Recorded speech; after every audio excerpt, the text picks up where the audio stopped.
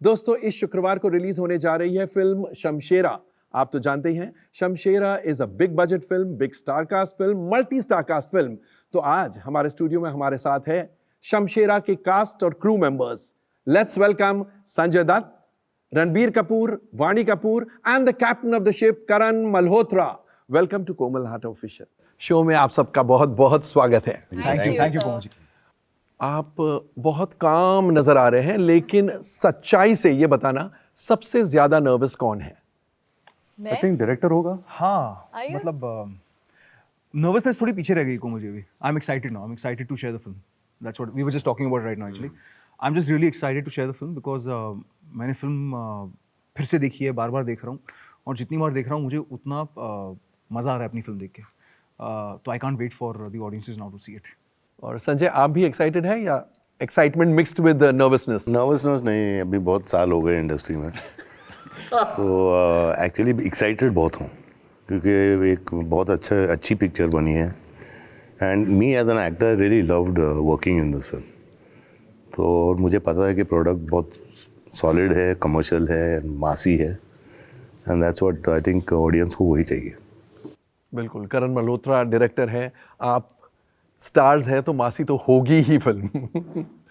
वाणी, आपने तो बता दिया कि आप सबसे ज्यादा नर्वस हैं। मैं सबसे पहले ही मैं आई थिंक मैं वैसे ही लाइफ में सेल्फ इन्फ्लिक्टेड प्रेशर और स्ट्रेस लेती हूँ, तो हर चीज़ को लेके थोड़ी बहुत नर्वसनेस होती है, जो मुझे लगता है पॉजिटिव नर्वसनेस है, अगर कोई ऐसी टर्म है तो, which is like a good nervousness, you know. वो कुछ एक्साइटिंग होने से पहले वो जो you get the butterflies and the collywobbles and all of that, so that's the state I am in. और रणबीर, आपने तो शादी कर ली, अब नर्वसनेस तो है ही नहीं। नहीं ऐसी बात हो रही है। बिल्कुल नर्वस हूँ। काफ़ी टाइम हो गया, 4 साल बीत गए before my last release which was the Sanju biopic. Of course उसकी बैकिंग जो थी कि वो संजय दत्त के ऊपर फिल्म थी, राजू हिरानी डायरेक्ट कर रहे थे, तो ज़्यादातर प्रेशर था नहीं मुझ पर। दिस फिल्म आई नो कि मैंने ये जॉनर कभी किया नहीं है। बहुत लोग मैं जानता भी नहीं हूँ कि ऑडियंस मुझे इस जॉनर में एक्सेप्ट करेगी, नहीं एक्सेप्ट करेगी। मैं जानता हूँ आप भी थोड़े स्केप्टिकल है कि अगर मुझे एक्सेप्ट करेंगे, but I think that's the challenge of an actor. मैंने ये फिल्म सिर्फ इस कारण नहीं साइन की थी कि मुझे सिर्फ एक कमर्शियल मास हीरो बनना है।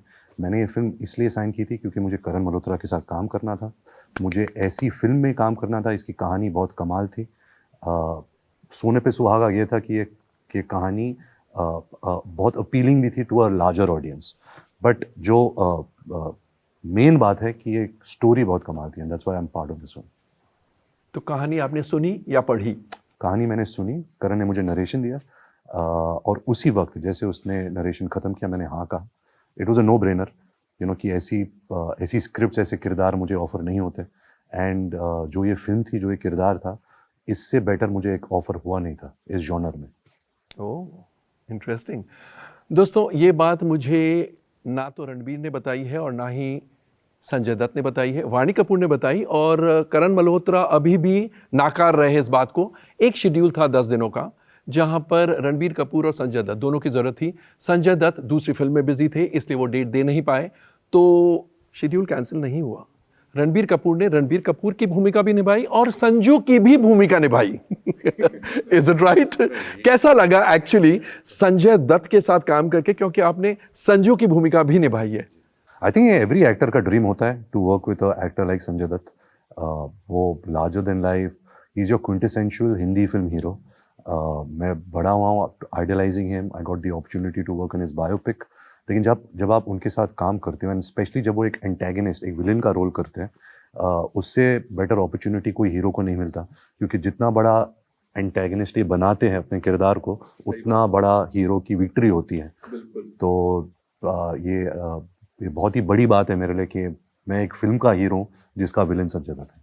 बट संजू के बाद जो आपने इनके साथ काम किया, आपको ऐसे लगा कि एक न्यूआंस या एक चीज़ मैंने सीखी नहीं थी, बराबर नहीं की थी, कुछ ऐसा लगा? मैं एक्चुअली इनको बचपन से मैं सीख रहा था। मैं उनको देखता था, उनको कॉपी करता था, उनके कपड़े पहनने का स्टाइल, हेयर स्टाइल्स, बोलने का स्टाइल, जैसे वो देखते थे, जैसे चलते थे। और मैं नहीं, आई थिंक पूरा हिंदुस्तान, पूरा दुनिया करता था।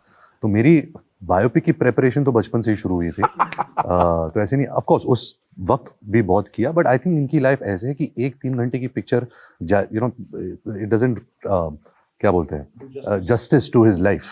You will have to make a lot of hours to actually see Sanjay Dutt actually what he is in real life. और संजय, हमने इनको रिव्यू भी किया फिल्म में, दुनिया भर ने रिव्यू किया, लोगों ने इनके काम को बहुत सराहा। आपको क्या लगा जब आपने संजू देखी? कोमल, मुझे ये लगा कि संजू सिर्फ रणबीर ही कर सकता है इस पूरी दुनिया में। Really? सिर्फ हिंदुस्तान की बात नहीं कर रहा हूँ, ये पूरी दुनिया में सिर्फ रणबीर ही कर सकता है। और जो इन्होंने काम किया है संजू में, आई मीन, मैं क्या बोलूँ, जब मैंने पिक्चर देखी तो कई चीज़ें ऐसी लगी कि ये मैं ही हूँ क्या, ऐसे लगा मुझे। And you know that is the way he works, he is so dedicated and he work so hard. And Shamshera में भी अगर आप देखें, जो इन्होंने पिता का रोल और जो बेटे का बल्ली और शमशेरा का किया है, तो बिल्कुल उसमें डिफरेंस है, बाप बेटे के रोल में बहुत डिफरेंस है, तो ये एक अच्छा एक्टर ही कर सकता है।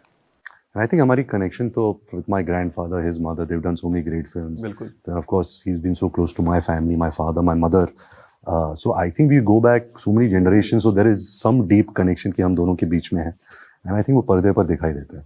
और आजकल मैं इनका स्टाइल फॉलो कर रहा हूँ, ये कुर्ता उड़ता सब रणबीर का ही है। ये तो फिल्म के थीम के हिसाब से मेरे ख्याल से आप सबने कुर्ते पहने हैं। ये जो हमारा निर्देशक है, उसके स्ट्रिक्ट इंस्ट्रक्शंस थे कि प्लीज कुछ कॉलेज बॉय जैसा ड्रेसिंग मत करना, जो तू ज्यादातर करता है। उस मोल्ड में नजर आने चाहिए। प्रमोशन कितना जरूरी होता है और कितना इम्पोर्टेंट होता है for a films opening? So I think it's very very important, बहुत बहुत ज़रूरी है। और मैं ये क्यों कहूँगा, क्योंकि मैंने 2 फिल्में की हैं पहले, अग्निपथ की है और ब्रदर्स की है।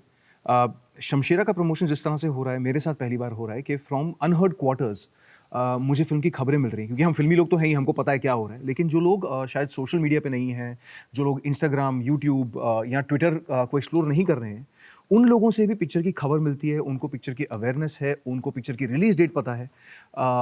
तो मेरे ख्याल से for that first opening day, the kind of promotion that YRF is doing for Shamshera, I think it's phenomenal. मतलब बहुत ही स्ट्रॉन्ग, बहुत ही अग्रेसिव प्रमोशन है।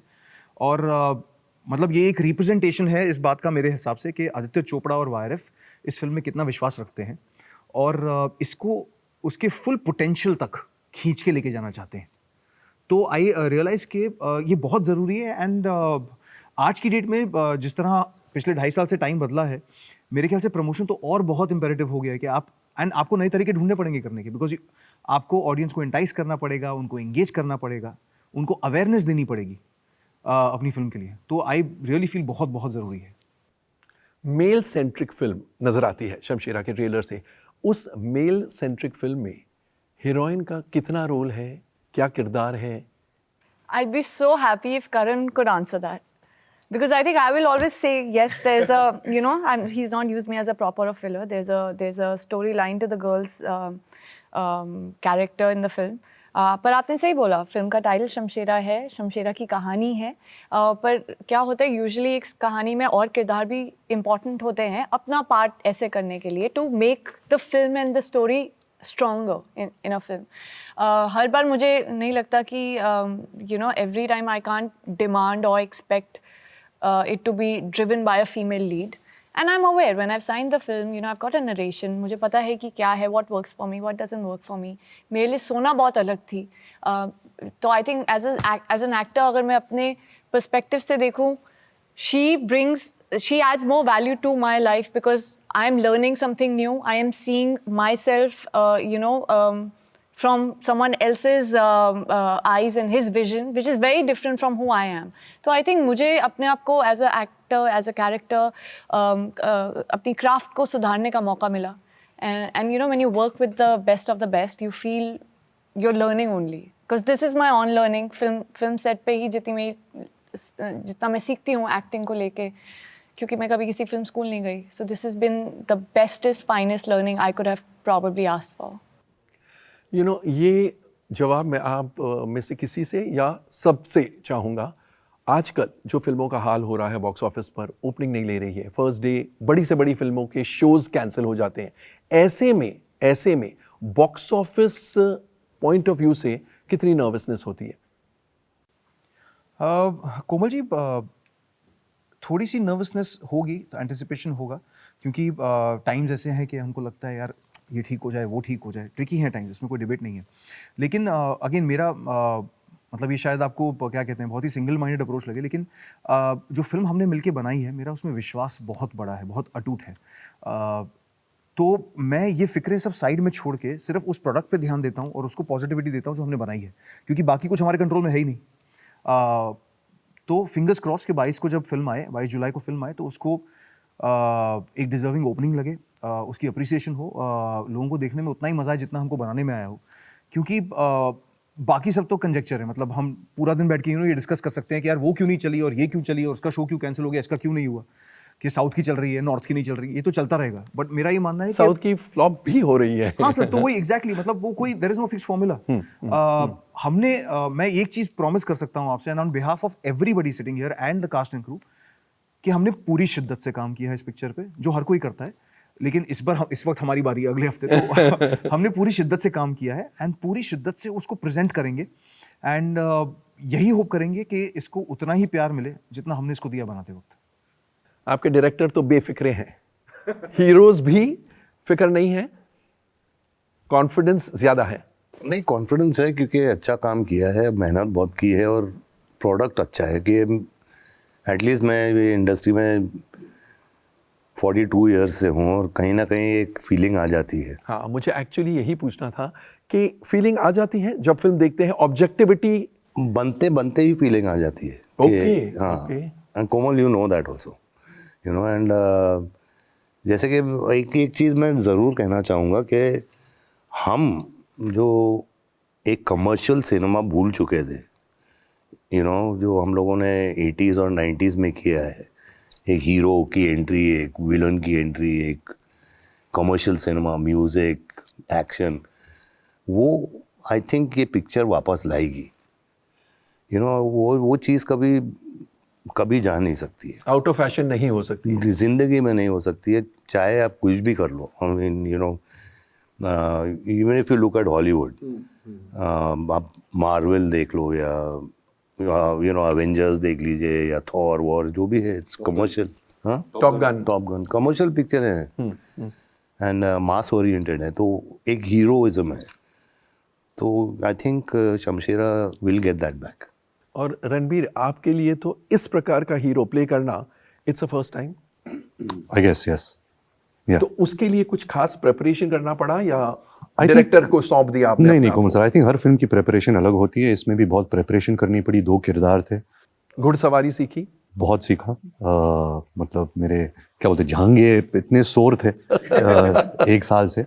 बट आई थिंक स्क्रिप्ट इतनी डिटेल्ड थी, करण ने बहुत मेहनत से ये फिल्म को लिखी है, बहुत मेहनत से एंड इमेजिनेटिवली इसने कैरेक्टर्स सोचे थे। पूरी फिल्म स्टोरी बोर्डेड थी, कैरेक्टर स्टोरी बोर्डेड थे, तो इसने बहुत सारा काम कर लिया था हमारे लिए। बट ऑफ कोर्स फिर मैंने और करण ने बहुत टाइम स्पेंड किया खुद को जानने के लिए, खुद स्क्रिप्ट को जानने के लिए। एंड हर फिल्म की प्रेपरेशन अलग होती है। इसमें मैं 2 किरदार प्ले कर रहा था, तो जाहिर सी बात है कि मेरे लिए बहुत ज़रूरी होता है कि दोनों characters which are played by the same actor, even though they are father and son, कि वो अलग अलग पर्सनैलिटीज़ दिखाई दे आपको। उनकी इमोशंस अलग थी, उनका दिल अलग था, उनकी पर्सनैलिटी अलग थी। एंड जो एक्शन है ये फिल्म में मैंने ना कभी किया है, ऑफ कोर्स, ना कभी मैंने देखा भी है, क्योंकि ये फिल्म की कोई रेफरेंस नहीं है।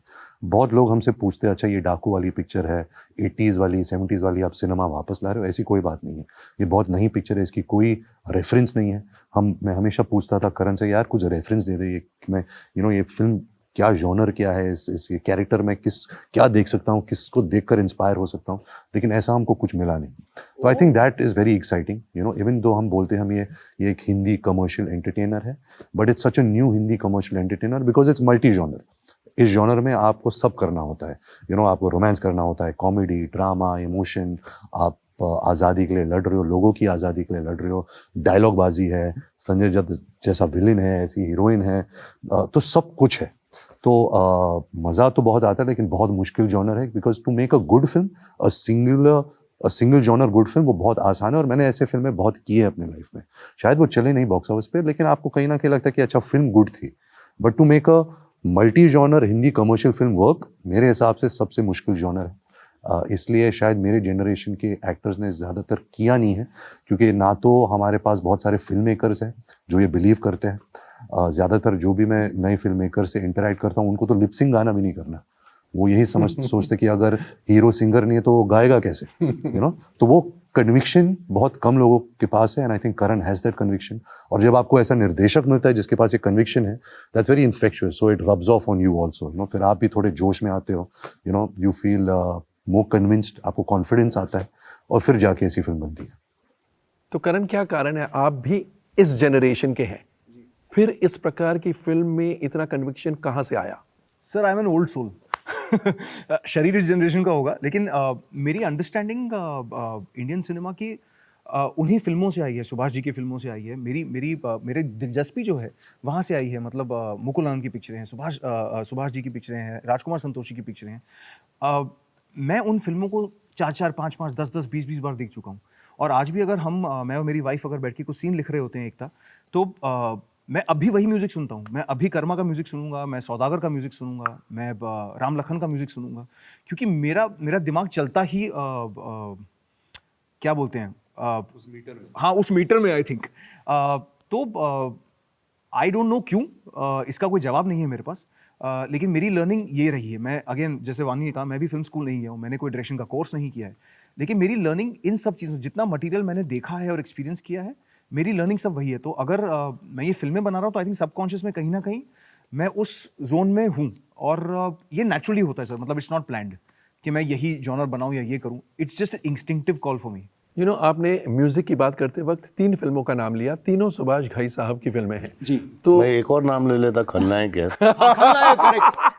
वो तो रेफरेंस सेट पे चलता रहता है। एग्जैक्टली, वो रेफरेंस सेट पे चलता रहता है। तो क्या ये कहना सही होगा कि सुभाष घई साहब की फिल्म मेकिंग स्टाइल से आप इंस्पायर्ड हैं, या ये गलत है, आपकी इंडिविजुअलिस्टिक स्टाइल है? नहीं सर, मैं इन्फ्लुएंस डेफिनेटली हूँ, उसमें कोई डिबेट नहीं है, लेकिन ये सब मेरे ख्याल से सबकॉन्शियस लेवल पे मेरे अंदर भरा हुआ है। और कहीं ना कहीं जब आप अपनी फिल्म बनाते हैं, आप कोई सीन लिखते हैं, तो आपने जितनी इन्फॉर्मेशन गैदर की होती है, ग्रास्प की होती है क्रिएटिवली, आई थिंक वो कहीं ना कहीं रिफ्लेक्ट करती है। तो मुझे इसमें कोई शर्म नहीं है बोलने में कि मैं सुभाष घई का बहुत बड़ा फैन हूँ, सुभाष घई जी का, और गर्व होना चाहिए। बिल्कुल बिल्कुल, बिकॉज मतलब One of the आज greatest भी filmmakers. या मतलब आज भी मैं बैठ के सौदागर फिर से देख सकता हूँ और मैं सेलिब्रेट कर सकता हूँ। तो मेरा जोन तो वो है। मतलब और खलनायक भी, मतलब मैं रणबीर को सेट पे, मतलब आई एम सो फॉर्चुनेट कि ये उस जनरेशन का है जिसने खलनायक देखी हुई है, क्योंकि आजकल के जो यंगस्टर्स हैं उनको मैं कुछ रेफरेंस तो समझते ही नहीं हूँ। मैंने भी देखी हुई है। हाँ, तो Just clearing the- मतलब रणबीर को मुझे सिर्फ खलनायक की थीम गुनगुनाती होती थी सेट पे, और उसको पता था उसने शॉट में क्या करना है। बिलीव मी, तो मतलब हमारे रेफरेंस पॉइंट्स तो यही है, खास करके मेरे। तो मेरा दिमाग और किसी तरीके से चलता नहीं है, तो मुझे यही आता है, बस इतना ही। इंटरेस्टिंग। संजू, आपने इन चारों में से सिर्फ आप हैं जिन्होंने उस दौर के फिल्म मेकर्स के साथ काम किया है और इस दौर के फिल्म मेकर्स के साथ भी काम कर रहे हैं, तो बहुत ज़्यादा बदलाव है? Do you have to use different approaches? नहीं, you don't have to use different approaches, but बिल्कुल बहुत ज़्यादा बदलाव है, ऐसी बात नहीं है। आई मीन उस वक्त सुभाष जी के साथ काम करने के टाइम पे खलनायक में म्यूज़िक बजता था सेट के ऊपर जब सीन चल रहा है, और मतलब एक अलग किस्म का एक माहौल था सेट पे। मतलब कि मेहनत करना है, लेकिन मेहनत के साथ हंसी मजाक भी था। एंड एक डायरेक्टर जो चिल्लाए सेट पे, मतलब कि जल्दी आ रहे यार, ये कर, शॉट रेडी है कि नहीं, अरे क्या शॉट दिया, ये वो करता है। हाँ, I was just thinking ये तो करण मल्होत्रा है। लेकिन हाँ, माहौल बदल गया है, और मैंने जैसे कहा कि आई थिंक वो माहौल फिर वापस आएगा, वो जा नहीं सकता। तो यानी आप उस माहौल के आशिक हैं या इस माहौल के? उस माहौल में। एंड रणबीर, आप सेट पर जाते थे अपने मॉम के साथ, अपने डैड के साथ, तो आपने भी वो माहौल महसूस किया है, एक्सपीरियंस किया है आपके? जी हाँ, मैं I was aware of it, लेकिन मेरी 15 साल की करियर रही है वहाँ, I don't think I have worked with many film makers जो इस माहौल में काम करते हैं जिस तरह करण काम करता है। बट वो माहौल बहुत क्या बोलते हैं, वो माहौल ही लार्जर देन लाइफ है। जब आपका माहौल लार्जर देन लाइफ होता है, देन जब when you are doing larger than life things, क्योंकि यहाँ जो इस फिल्म की टोन है ये अप टोन है ना, ये जो हमारी जो टोन है जब हम ऐसे बात करते हैं डायलॉग, ये वाली टोन नहीं है, सब ऊपर है। तो ऊपर टोन के लिए जो डायरेक्टर का एक एनर्जी है, वो एक्चुअली वो बहुत रंग बिरंगा होता है। सेट पे अगर एक अच्छा शॉट होता है तो ये चिल्ला रहा है, ये गाली भी दे रहा है अगर कुछ ठीक नहीं जा रहा। और ये कोमल साहब बहुत मुश्किल फिल्म थी क्योंकि we have a unit of से 350-400 पीपल, घोड़े थे, बहुत सारे खमेरन्स, द ट्राइब मेंबर्स, तो हमेशा even like the junior artist they were like 200-300 people, action sequences बहुत लार्जर देन लाइफ थे, so everything was very challenging and I am sure Karan के लिए भी बहुत मुश्किल था to actually be the captain and to hold on to this challenge, but I think he is beautifully done it. वो बहुत ही ठहराव से, बहुत ही सोच समझ के, I used to pester him with questions कि यार ये मैं क्यों कर रहा हूँ, कैसे कर रहा हूँ, बट उसका कन्विक्शन इतना जोर का था कि I used to take that energy and try and do things. Komal, I think also एक और चीज़ है कि उस टाइम पे हमारे टाइम पे क्या है, हम लोग अभी आपका ही टाइम है सर। अभी आज के माहौल और आज के टाइम पे क्या है, हम एक्टर्स आइसोलेट हो गए हैं, सब आइसोलेट वैन्स की वजह से। उस टाइम पे वैन्स कहाँ होते थे, एक साथ बैठते थे, एक साथ मस्ती वही। करते थे, बातें करते पत्ते थे। खेलते थे बिटवीन शॉट्स। हाँ, वो जंगल में जाके कपड़े चेंज करते थे। हाँ, वैनिटी वैन्स हुआ ही नहीं करती थी। तो एक कनेक्टिविटी मेरे हिसाब से टूट गई है। एंड वानी, आपको इस फिल्म में सबसे मजा क्या करने में आया? आई विश मैं हर सीन की बात कर सकती क्योंकि इतने खूबसूरत सीन है जो अभी तक रिवील नहीं हुए हैं। क्या बात है। पर क्योंकि गाने में नुब्रा वैली, लेह लद्दाख दिखा है, बहुत खूबसूरत जगह है, मैं पहली बार गई हूँ वहाँ पे, एंड आई थिंक इतनी विद इन इंडिया ओनली इतनी ब्यूटी है, बट उस ब्यूटी को किस लेवल पे यूटिलाइज किया वो करण मल्होत्रा सबसे बढ़िया जानते हैं। आई थिंक जिस वे में उन्होंने हर एक पिक्चराइजेशन, एक स्केच बनाया था कि इवन काले नैना जो अभी तक गाना नहीं आया, the way he is designed it, I think this just so much beauty and magic and essence of Karan Malhotra's love for cinema you can see. So I think वो हर चीज़ करने में it's just become so, it's treasure for me because when I look back 5 years down the line, 10 years down the line, I'll look back and I'll have a smile to my face कि this is what this is why I love being part of Hindi cinema, because you get to do all that out of the ordinary, out of the, it's everything is so extraordinary that that is what charmed me to associate to this industry, to be an actor. This is what I grew up watching. So I think all of these moments, these little chota moments on sets, off set, I'll treasure it for life. Ranbir, शादी के तुरंत बाद आप Spain चले गए। तुरंत मैं बॉम्बे में शूट कर रहा था, फिर चला गया। हाँ, लव रंजन की फिल्म के लिए। आलिया भी विदेश चली गई जी। For her Hollywood film. yes. तो हनीमून, डिस्टेंट हनीमून हुआ? आप उधर हनीमून मना रहे हैं, वो उधर हनीमून मना रही है, या? I don't think human nature has क्या बोलते हैं, human nature has realized what a distant honeymoon is. honeymoon साथ में ही होता है। but नहीं, बहुत जल्द हम जाएंगे, हम एक हॉलिडे प्लान करें एक हफ्ते भर का। इस रिलीज के बाद? या फिर आपकी अगली रिलीज के नहीं, बाद? इस रिलीज के बाद, ब्रह्मास्त्र के बाद? जी, और सिर्फ, और आई थिंक ये सिर्फ प्रूव करता है कि वे both are very passionate actors. हमने स्पॉन्टेनियसली, इसमें कोई शक नहीं है। No, we had spontaneously decided to get married and then हमें पता था कि हमारे वर्क कमिटमेंट्स थे and we didn't want to fall back on that, तो हमें ऐसे ही लगा कि चलो ख़त्म कर देते हैं, फिर एक ब्रेक लेंगे। तो ऐसा ही हुआ, ऐसा कुछ प्लानिंग से नहीं हुआ। आपने कहा कि इंस्टिंक्टिवली हमने डिसाइड किया कि शादी करेंगे। इंस्टीट्यूशन ऑफ मैरिज अभी कम इम्पोर्टेंट होते जा रहा है, and not just among stars, even आम आदमी भी, बहुत से लोग हैं जो सोचते हैं कि शादी करने की ज़रूरत नहीं है। आपका क्या ख्याल है? नहीं, I believe in the institution of marriage, I believe in the 7 pheras, I believe in the mantras, I believe in the promises. मेरा ये मानना है, I come from an old school thought. चलो, इस लिहाज से तो आप ओल्ड स्कूल है। जैसे संजय बोलता है मैं तो ओल्ड स्कूल हूँ, करण बोलता है मैं पैदा ही ऐसे हुआ था। और वाणी क्या बिलीव जी, करती मैं भी है? बिल्कुल ओल्ड स्कूल हूँ। मुझे तो लगता ही नहीं है मैं अपने आप को कनेक्ट कर पाती हूँ आजकल की जनरेशन से, because I think I am too conventional for today's fast moving, the pace that everybody is at right now. I feel I'm lagging behind and I just can't follow up and I can't like pace myself according to their pace because I'm too conventional and I'm too old school. Pace की बात चली तो automatically पूरी दुनिया थम सी गई 2 सालों के लिए। इन 2 सालों में जो पीछे चली गई दुनिया, आपको कुछ करना पड़ा आपकी फिल्म को आज की फिल्म बनाने के लिए? कोमल जी, हम जब ये फिल्म बना रहे थे तब भी ये आज की ही फिल्म थी। तो ऐसा नहीं हुआ कि पैंडेमिक है तो फिल्म बदल दें, वो नहीं हुआ। लेकिन मैं ये कहूँगा डेफिनेटली हमारी किस्मत अच्छी थी कि हमने लॉकडाउन से पहले प्रिंसिपल फोटोग्राफी ख़त्म कर ली थी, थोड़ा बहुत काम बाकी था। लेकिन फिर हमें ये 2-2.5 साल मिले to nurture the film as far as VFX is concerned, क्योंकि VFX का बहुत बहुत भारी भरकम काम है इस फिल्म में।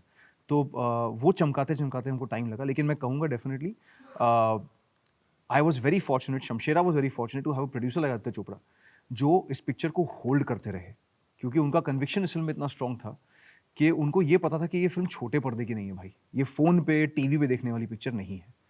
तो इसलिए कभी ये नहीं सोचा कि प्लेटफॉर्म पर एक बार भी नहीं, एक बार भी नहीं, थॉट भी क्रॉस ये डिस्कशन नहीं, मतलब ये डिस्कशन रद्द कर दिया जाता था।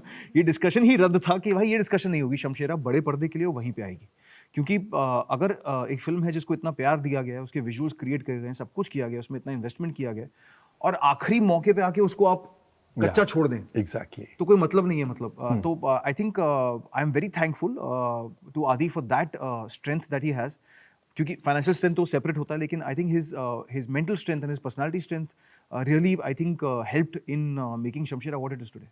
चलिए, अगर एक लाइन में मैं आपसे ये पूछूं, आप डायरेक्ट टू द कैमरा कह सकते हैं, एक लाइन में, why the audience should watch Shamshera? For a wholesome entertaining experience. Sanju, आप? I agree with him, for a wholesome Entertaining Yeah, just- experience, yes. Same answer I'd तो say नहीं the हो सकता। same ना, नहीं, but कुछ just तो to अलग share होना the चाहिए। fact that it's a cinematic experience, जब मैं गाने भी देखती हूँ, क्योंकि हमने I've seen the film and I've seen it on a bigger screen here at BioRef. So when I've seen it there, everything just opens up. You know, you're supposed to soak in the beauty of every shot, every single frame, because it's meant for that big screen. ना मुझे मेरे घर के screen पे मजा आएगा इतना, ना मुझे मेरे iPhone के स्क्रीन पे मजा आएगा. I want to go and and you know what, it's also a community experience. You want बिल्कुल। तालियां बजे, you want सीटियां बजे, you want that energy, because वो माहौल ही ऐसा है. Every shot of this film will expect a sudden reaction, or you know, like you want to jump on your seat, and you don't want to do it alone sitting on your couch in your वो मजा नहीं आता है। in your living room. I would want to go with my friends, with my family, with my relatives, and the beauty is ये हर तरह की audience के लिए, you know, so you can't say अरे niche film है, या ऐसी film है, या subject oriented only, या brainless है. There is something for everybody, so I think it kind of covers everyone's taste and everyone's best interest.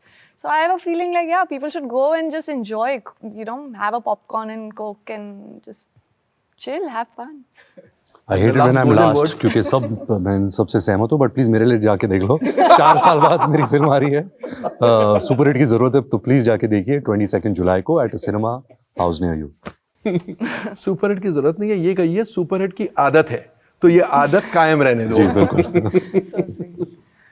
चलिए, thank you so much for being you, with sir. Us. Thank you very much. आप लोगों से बातें करके बहुत मजा आया, and बातें सुनकर मैं ऑडियंस से ये कहना चाहूंगा कि इनकी बातें सुनकर मेरा तो मन करता है अभी इसी वक्त जाकर फिल्म देखूं, लेकिन ऑफ कोर्स 22 जुलाई का वेट करना पड़ेगा, because 22 July is the day when Shamshera hits the screens. तो मेरी तरह आप भी भागिए सिनेमा की तरफ, और फिल्म देखने के बाद स्प्रेड द गुड वर्ड, क्योंकि मुझे बहुत कॉन्फिडेंस है कि ये फिल्म चलेगी ही चलेगी। कितनी चलेगी ये आपसे पता चलेगा। Thank you so much.